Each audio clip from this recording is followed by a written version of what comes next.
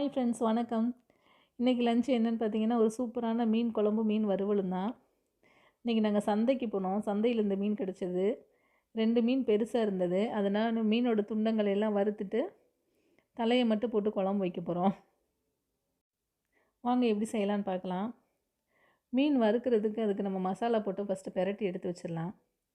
1/4 teaspoon மஞ்சள்தூள், 2 spoon மிளகாத்தூள் போட்டுக்கிறேன். தேவையான அளவு உப்பு, 1 ஸ்பூன் இஞ்சி பூண்டு பேஸ்ட்டு. இதை நல்லா பெரட்டி எடுத்து வச்சிடலாம் தனியாக. இப்போ நம்ம மீன் குழம்பு வைக்கிறதுக்கு என்னென்ன வேணும்னு பார்த்துடலாம். மீனோட மண்டையை மட்டும் எடுத்து தனியாக க்ளீன் பண்ணி வச்சுருக்கேன். இதுக்கு 3 தக்காளி, 2 வெங்காயம், 4 பச்சை மிளகாய் எடுத்திருக்கேன். வறுக்கிறதுக்கு உள்ள மீனை தனியாக மசாலா போட்டு எடுத்து வச்சாச்சு. ஒரு லெமன் சைஸுக்கு புளி எடுத்து ஊற வச்சு வச்சுருக்கேன். இப்போ குழம்பு வைக்கிறதுக்கு மசாலாவை முன்னாடி நம்ம ரெடி பண்ணி வச்சுக்குவோம். ஒரு பவுலில் 2 ஸ்பூன் மிளகாத்தூள், 2 ஸ்பூன் மல்லித்தூள், 1/2 டீஸ்பூன் மஞ்சத்தூள் போட்டுக்கிறேன். போட்டு அதில் லைட்டாக தண்ணி கலந்து ஒரு பேஸ்ட் மாதிரி ரெடி பண்ணி எடுத்து வச்சுக்கலாம்.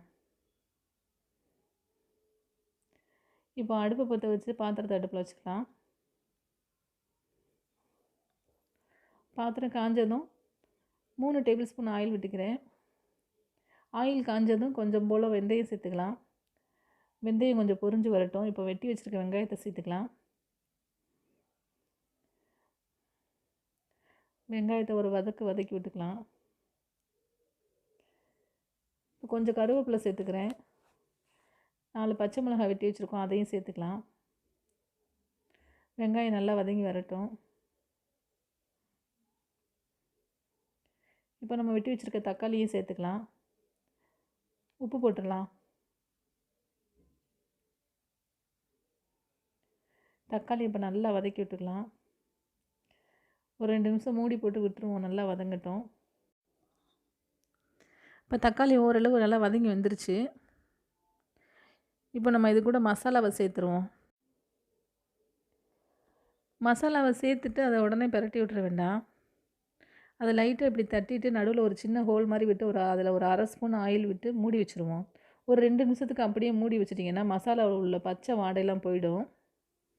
இது எங்கள் மாமியார் எனக்கு சொல்லி கொடுத்தது. இது மாதிரி நீங்கள் செஞ்சு பாருங்கள், செம்ம டேஸ்ட்டாக இருக்கும். இப்போ மசாலா நல்லா வதங்கிருச்சு.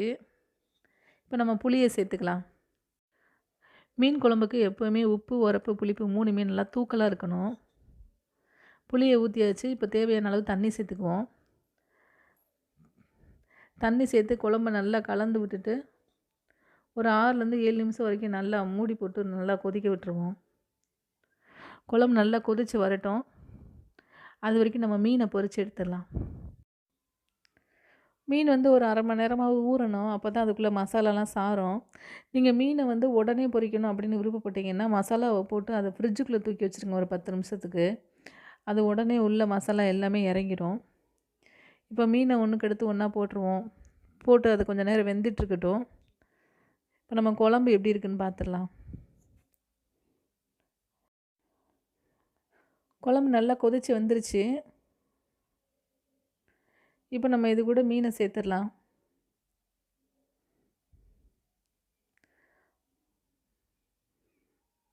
மீன் சேர்த்துட்டிங்கன்னா ரொம்ப நேரம் அடுப்பில் வைக்க வேண்டாம், குழஞ்சி போயிடும் சீக்கிரமாகவே.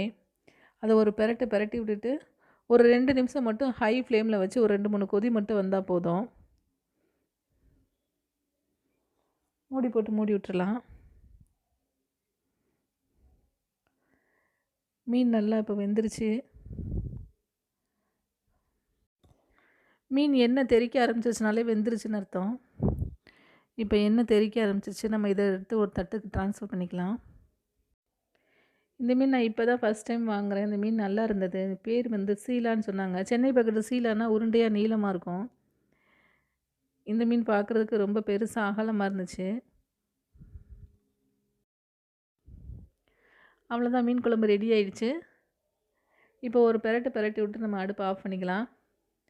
எப்போவுமே வெஜிடேரியனை விட நான்வெஜ் சமைக்கிறதுக்கு எனக்கு ரொம்ப பிடிக்கும். ஏன்னா சீக்கிரமாகவே வேலை முடிஞ்சிடும். இன்றைக்கான சமையல் ரெடி ஆகிடுச்சு. நான் சாப்பாடு ஏற்கனவே செஞ்சு வச்சுட்டேன். மீன் குழம்பு சூப்பராக வந்திருக்கு. நீங்களும் இந்த மாதிரி மீன் குழம்பு சிம்பிளாக செஞ்சு பாருங்கள். செஞ்சு பார்த்துட்டு எப்படி இருக்குன்னு எனக்கு சொல்லுங்கள்.